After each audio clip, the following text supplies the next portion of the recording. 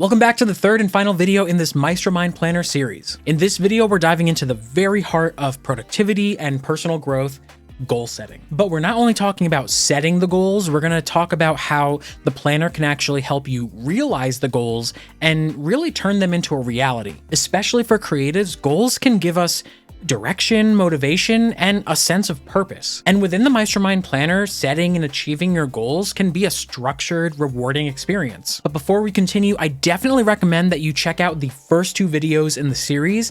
This video is gonna assume that you know what the Maestro Mind Planner is and how it's built on the Para method. I'll link those videos either above or in the description down below. Okay, so this is the goals and habits page. We're gonna have a few sections to look at, but let's just jump right into the goal template. I have one set up for us to go through, but you can always just click the new button and it'll automatically create that goal template. For now, I don't need that. So let's just click on the one that I already created. And it's based on this 5-step process on how to set your goals. So first we're gonna have realizing your idea. And for this, I wrote down just that initial idea. I wanna release my first album. Number 2 is why do you wanna set your goal? You wanna reflect on that why. And I put down, I feel like I need to release something that is completely my own. Over the past few years, I've been so focused on different projects and growing on YouTube, but I also feel like I haven't connected with my music as much. I haven't officially released music since 2020, and a lot has happened in my personal life that I think would be great to share through music. Step number 3 is to create specific goals. So ideally, I want to release a 7 to 10 track album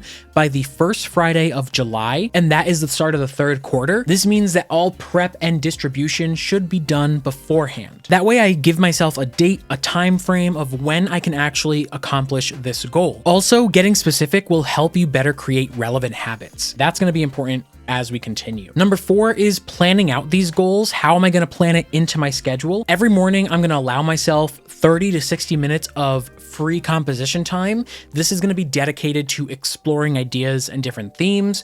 And then once I feel like I have between 7 to 10 tracks, that time is then going to be focused on revisions, mixing, mastering, and getting it ready for release. And then the 5th and final step is to make sure that I celebrate my wins. What are you doing to actually celebrate these small accomplishments that you're taking along the way? So this might be a weird one, but I actually want to celebrate by enjoying the process. I don't want to feel like I'm under pressure or that I'm not giving myself enough space from the work. I want to feel like I can actually be with friends, be with family, and live a life outside of my music. And then I also wrote down that I think it would be cool to have a listening party on that Friday, maybe have people over. We can play the album in its entirety, do some dinner. That could be nice. And then just taking a look at the top of the goals, we have our properties up here. So the accomplished date is July 5th because that's that first Friday in July. The year is 2024. That's also quarter 3.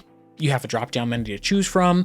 You can mark off if this is achieved. This is a music-related goal, so it goes under the music area. This is goal number 1, but you can also make goal 2, 3, 4, 5, and so on. And then milestones we haven't talked about yet, but we'll talk about milestones, habits, and any related projects. So now that I have the goals set, I can actually head on over to the annual goals and milestones planner. I actually have a button that can create a planner, and then you just type in the year that it's associated with. Because I already have one for 2024, we're just gonna stick with this.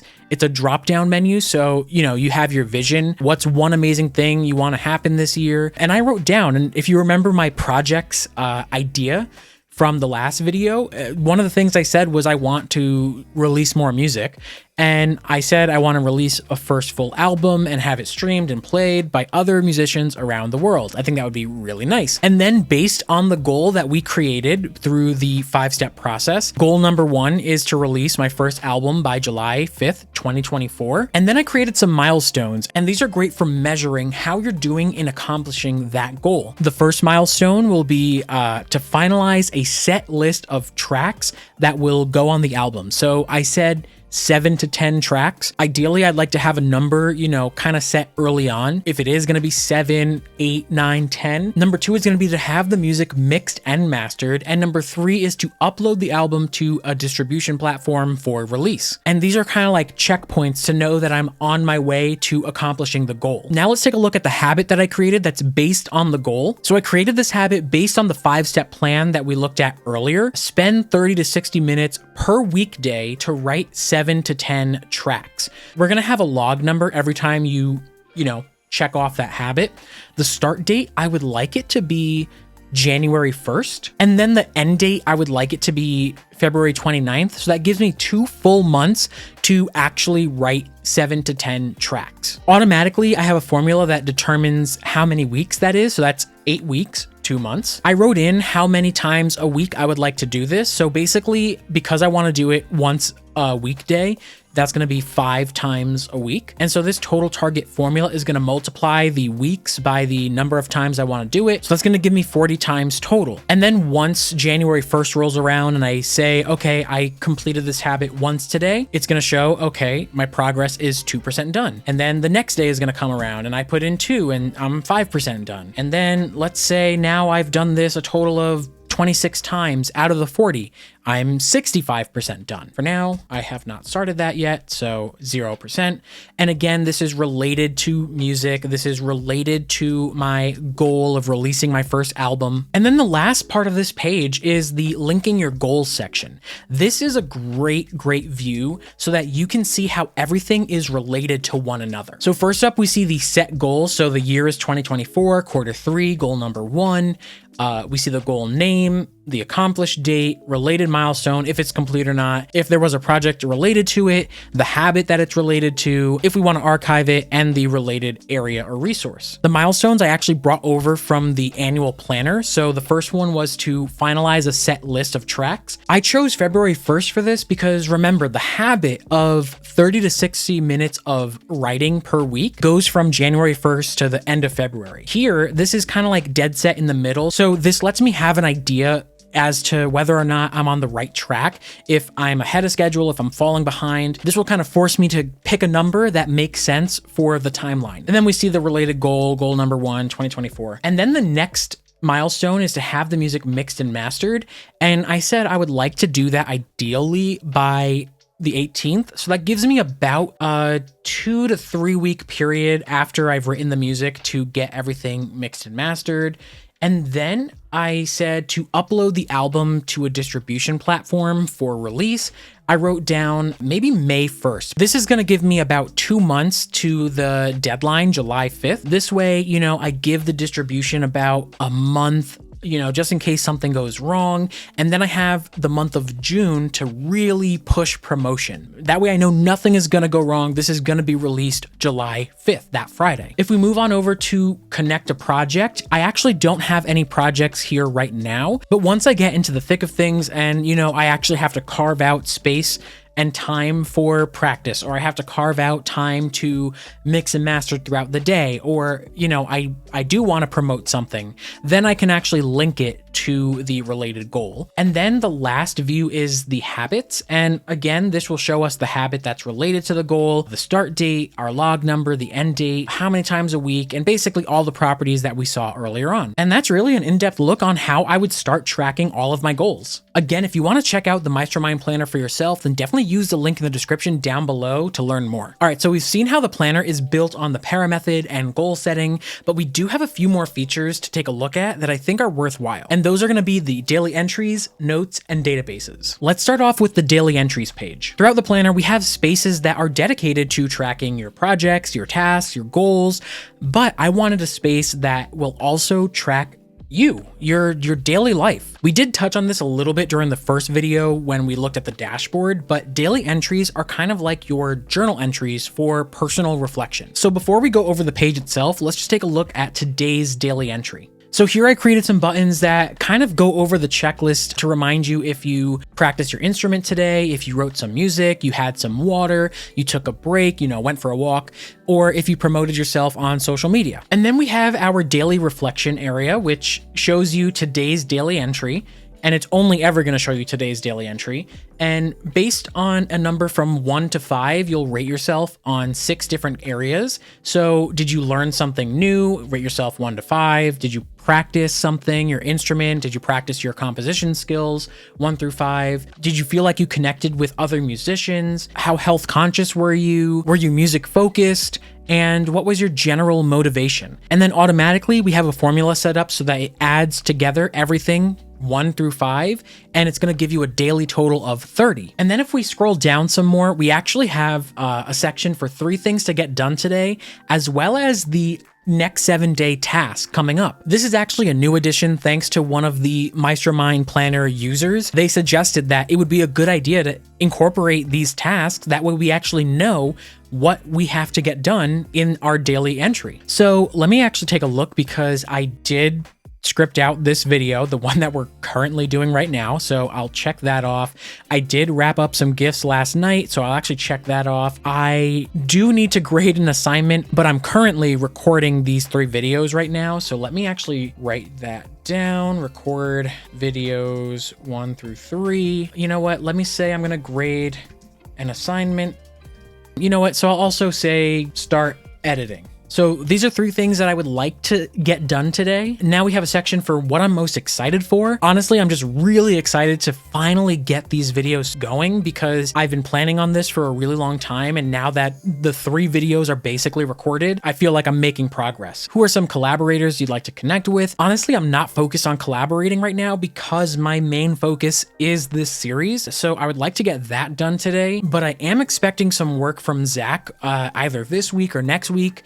So I am excited to connect with him on his boot camp. And then there's something to improve on for tomorrow. I'm not going to fill this out just yet because my day is still getting started. This is something I'll refer back to by the evening or at the end of the day. And then there's also a little section, note to self, if you want to write down a quote, if you want to remember something real quick as you always refer back to your daily entry, you could do that here. Now back on the main daily entries page, we have 3 main sections to look at. The first is the button section at the top. This is what we saw within the daily entry. So check off if you practice your instrument, check off if you compose music, if you drank water, took breaks, or self-promotion. And these are automatically set. So let's say today, I'm not really focused on my music right now. I have been drinking water because I've been talking a lot throughout this video series. So I'm going to check that off, and notice that it automatically checks for today's daily entry. Did I take breaks? I absolutely did in between videos. And self-promotion, I have not done yet, really. I haven't been on social media. So, I've done 2 out of the 5 daily reminders. And so those are the buttons, but now we also have the daily entries based on the current week. We have the entries based on the past month and the entries based on year. And then over on the right, we have our weekly score averages. And this is going to be great for getting a more analytical view of your past 7 days. So note that every daily entry is titled at today. That way Notion knows that it's referring to your current day, the relative day for you. We have a view of the daily total of 30. So the numbers that we graded ourselves on within the entry itself, this is that total. Obviously, I haven't really started anything today, so that's why it's 0. But yesterday, I gave myself a 21. Monday, I guess because it was the start of a week, I got a 27 out of 30, whereas Sunday, I got a 13 out of 30 because, it was Sunday. I was not really focused too much on my productivity. And then we have 5 columns based on the buttons from before. So it looks like over the past 7 days, I have done really well with drinking water. I gave myself 100 out of 100 for that. I drank water every single day. I took breaks, about 71% of the time. My self-promotion is about at a 60%, but I could use some more work on my music, whether I practice my instrument or compose. But that's actually not surprising, because if we think back to my goal that I set, if we think back to the project idea that I created, I know that I've wanted to focus more on my music. So it really does make sense that I'm seeing that I've been lacking in that area, and that's something that I could improve on. And then right now I do have an 18 out of 30 average for the past 7 days, but once I start rating myself on today's entries, that number should go up. Now let's check out the final 2 pages of the Maestro Mind Planner. First up is notes. The notes page is basically your personal notebook within the planner. This is where you can jot down your ideas, your inspirations, your reflections, and you could either take some quick notes or you can really go in depth with your note taking. Here we have the note inbox, which which is basically what we saw on the dashboard page. So quick notes versus our recent notes. And these are, the 10 most recent notes that have been edited. And then we have all of our notes if you want that full view. On the right, we have our favorite notes. So anything that you check off as a favorite will show up in this section. Right now, I don't have anything that I, recently worked on that is a favorite. So that's not really relevant for me at the moment. And then we have the areas and resources. So these are going to be notes by area and notes by resource. Business has 2 notes associated with it. We have 13 notes within the music area. Zach Heidi, I have 5 notes in that area. If I look at the resources, it looks like I have 1 note for a composing career bootcamp. I have 4 notes for ThinkSpace, 2 for music theory.